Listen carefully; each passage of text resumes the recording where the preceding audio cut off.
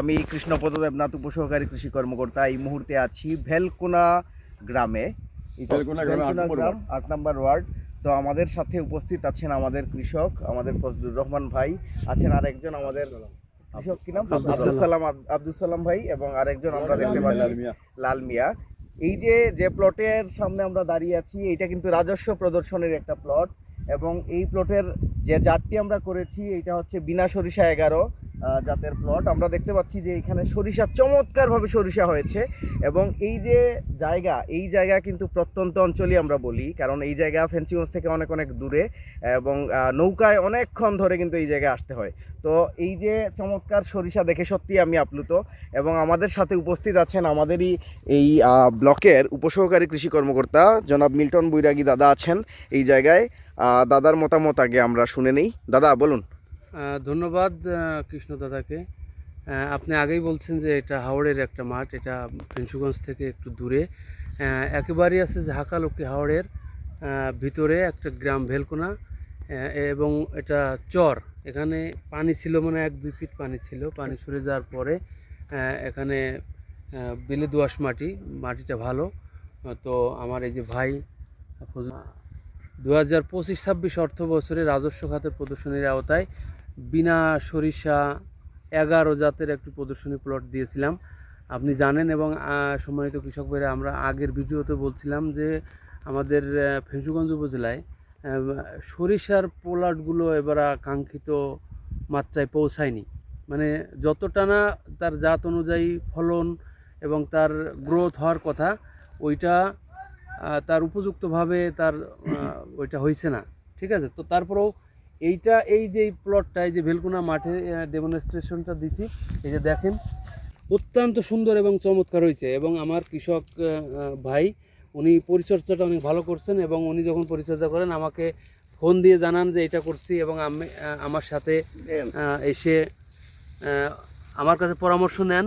তো যতটা দিয়েছি আশা করি অনেক ভালো হয়েছে। আগামী 1 সপ্তাহের ভিতরে হয়তো আমরা এই প্লটটা কাটতে পারবো। তো এই প্লটের অবস্থা দেখে আমার এই যে ভাইয়ের কিছু মতামত আমরা নিব। ফয়জুর ভাই, আমরা দেখতে পাচ্ছি যে আপনারা যে এই যে বিনা সরিষা 11 দারুণ করছেন আপনারা। তো হ্যাঁ, তো এই যে জাতটা আপনি করছেন, যে এই কিভাবে কি করছেন একটু যদি দর্শকদের উদ্দেশ্যে বলেন। এইটা প্রথম আমি আমার পরিচয় দেই। বলেন। আমি 2003 সাল থেকে 18 সাল পর্যন্ত মেম্বার ছিলাম। আর আমরা হইলাম খানদানি কৃষক, আমার বাপদাদা সবই কৃষক ছিলেন। আমার সাথে কাছে যারা আছেন ওরাও আমার সাথে কৃষক, ওদেরও জায়গা জমি আরও আছে। আমাদের এই হাঁকালুকি হাওরের উত্তর পশ্চিম কোণার আমাদের বাড়ি, গ্রাম হলো বেলকোনা, ওয়ার্ড নম্বর 8। আমি কয়েক বছর ধরে উপজেলা যাই নাই, 18 সাল পরে আমি উপজেলা যাই নাই। তো আমি হঠাৎ করে একদিন গেছিলাম উপজেলা বেড়াইতে। যাওয়ার পরে ওই 2 স্যার যে আমার সামনে আসুন, যারা এই প্রদর্শনী আমাদের দিচ্ছেন, আমাকে একটা প্রদর্শনী দিলাম, আমি কেটপুরি দেখাবো আপনাদেরকে। আমাদের এলাকার মানুষ এগুলো পায় না, আমাদের গ্রামটা হইলে একটু দূরে, এই জন্য কোনো অফিসার আমাদেরকে দূরে কোনো প্রদর্শনী দেয় না। তো আমার রিকোয়েস্টে দুনো স্যারও পাইছি বালা, দুনো আমার রিকোয়েস্টে এই বাড়ি জাতি আমাকে দিচ্ছেন, বাড়ি না বিনা, এটা নাম বিনা 11 আমাকে দিচ্ছেন। এই দেবাতে আমি পরিচর্যা করি, স্যাররা যেভাবে বলছেন, স্যার যতগুলা দিচ্ছেন, যতগুলো প্রয়োগ করে সব প্রয়োগ করি। আমি কীভাবে কী করতে না হয়, আমারও সহকর্মী 2 কৃষক লিয়া, তাদেরকে লিয়া আমি গুলা মানে স্যার দুজনের যে পরামর্শ আমি কাজ করছি, করাতে আমার এই জন্য ফসল হয়েছে। বলে আমি আশাবাদী, আমাদের এলাকায় আরও 5-7 জন দর্শক কৃষক আমার আছে। আমাদের জমির অভাব ছাড়া একটু দক্ষিণ থেকে আমাকে আমি অবশ্য যদি আমাদেরকে এইরকম আরও কয়েকটা প্রদর্শনী দেন, আমি আমাদের এলাকার মানুষ এটা দেখা দেখব, শিক্ষা মানুষের অভাব অভাব পূরণ হবে। মানুষের ওই যে সরিষার তেল, আমরা বাপদাদা বলে সরিষা খেতে আগে ছিল, এখন না থাকার কারণে সোয়াবিন খাইয়া মানুষ খালি বেমার আজার বলে, এটা কোনো পুষ্টি নাই। আর বিরোধী বেমার হয়, আর সরিষার তেলগুলো খাইলে বেমার থাকে না। বাপেন তো আমরা সবে মুরব্বী হইতে আমরা খাইতামও, বলে আমরা হইলে খাই না। এবার যে খেত করছি, এই খেত করছিল আমি প্রায় মানুষ করে তারাও খেত করতাম। তারারও আগামীতে বছর খেত দেওয়ার লাগে আপনার অনুরোধ করিয়া দিবা। আর এগুলা এলাকা যদি আবার পুরানা খেত যদি আবার নতুনভাবে গাঁওতে এলাকা দায়ী হয়, আইলে পরে আমরা এলাকার আবার সোয়াবিন টবিন লাগাই আমার যে সরিষণ খাইব মানুষের রোগ বালাই তুলে বাচ্চা থাকবো ধন্যবাদ আমি আশাবাদী আমাদের উপরে। ধন্যবাদ রহমান ফয়জুর ভাইকে রহমান অনেক ভাইকে যে তিনি যে কথাটা বলছেন এটা কিন্তু আমাদেরই কথা। এটা এবং আমাদের এই যে নিজেদের আপনারা দেখুন এই যে একটা সরিষার সরিষার দানা অত্যন্ত পুষ্ট সরিষার হয়েছে পড এবং এক সপ্তাহের ভিতরেই আমার মনে হয় যে পাকা শুরু করবে। এটার কালার কিন্তু সাদাই আসবে, ঠিক আছে। এটা আমি আগেই বলছিলাম যে এটা বাড়ি সরিষা 14 অনুরূপ একটা ভ্যারাইটি এবং বিনা 11 উচ্চ ফলনশীল একটা জাত।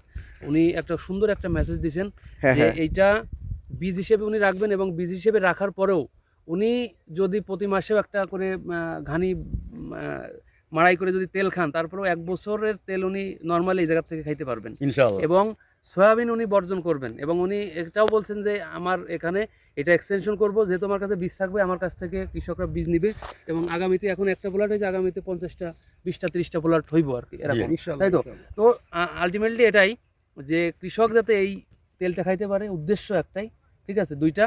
আর এই বীজটা সংরক্ষণ করা এবং আছে যে এর তেলটা সম্প্রসারণ করা, মানে আবাদ সম্প্রসারণ হইলে তো বীজ তার কাছে থাকবো আর এমনি তেল তো ছড়াইয়া দেওয়া ছড়াইয়া দেওয়া। এটাই আমাদের মূল তো উদ্দেশ্য। এই যে তো আমার আমরা অনেক হ্যাঁ ক্ষেত্রে অনেকটা বেশি সফল হয়েছি আসলে এই একেবারে হাওড়ের মাঠে হ্যাঁ হ্যাঁ এটা দিতে পেরে।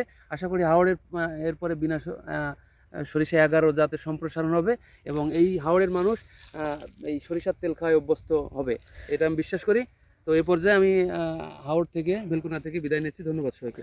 আচ্ছা, ধন্যবাদ দাদাকে। এবং যে ফেঞ্চুগঞ্জের কৃষক যারা যারা আছেন, আমার ভিডিও দেখেন, আমার বিভিন্ন হাওড়ে পোস্টে এত সুন্দর সরিষা আমার বিভিন্ন পোস্টে যারা মন্তব্য করেন তাদের উদ্দেশ্যে বলছি, আপনারা যদি বীজ নিতে চান বিনা সরিষা 11, তাহলে ফজলুর রহমান ভাইয়ের সাথে আপনারা যোগাযোগ করবেন।